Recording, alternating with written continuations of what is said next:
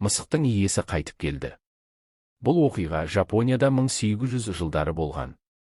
Кішігірім ауылда Танака есімді кәрі әйел өмір сүрді. Оның жалғыз серігі ақылды әрі жұмбақ қара мысығы еді.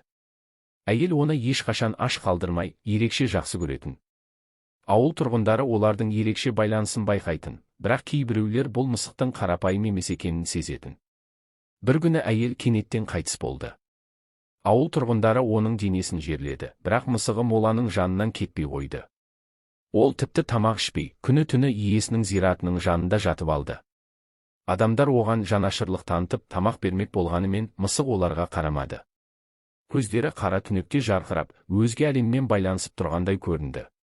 Бірнеше күн өткен соң ауылда біртүрлі нәрселер бола бастады. Кейбір адамдар әйелдің үйінің терезесінен жарықтың жанып тұрғанын көрді, ал кейбіреулері түн ортасында оның күбірлеп сөйлеген дауысын естіді. Бірақ үй мүлде бос тұрған еді. Кейбіреулер тіпті әйелдің көлеңкесін көшеде көргендерін айтып, таңертең есіктерінің алдында мысықтың тырнақ іздері қалғанын байқады. Көп ұзамай ауыл тұрғындары мысықтың да ғайып болғанын байқады. Кейбіреулер оны орманда көргендерін айтты, бірақ ең қорқыныштысы, бір түнде бір адам әйелдің қабірінің алдында оның өзінен аумайтын біреудің отырғанын көрген.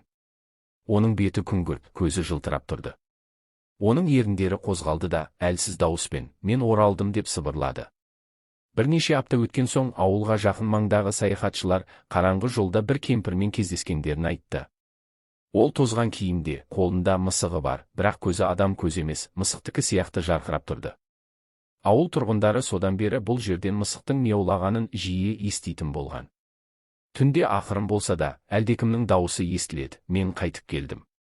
Адамдар әйелдің аруағы мен оның мысығы өлмегеніне, тек басқа әлемнен бақылап жүргеніне сенетін болды. Егер сіз қара мысықтың түнде үйіңіздің терезесі алдында тұрғанын көрсеңіз, жақсылап ойланыңыз. Бұл жай ғана жануар ма, әлде біреудің қайта оралған рухы ма?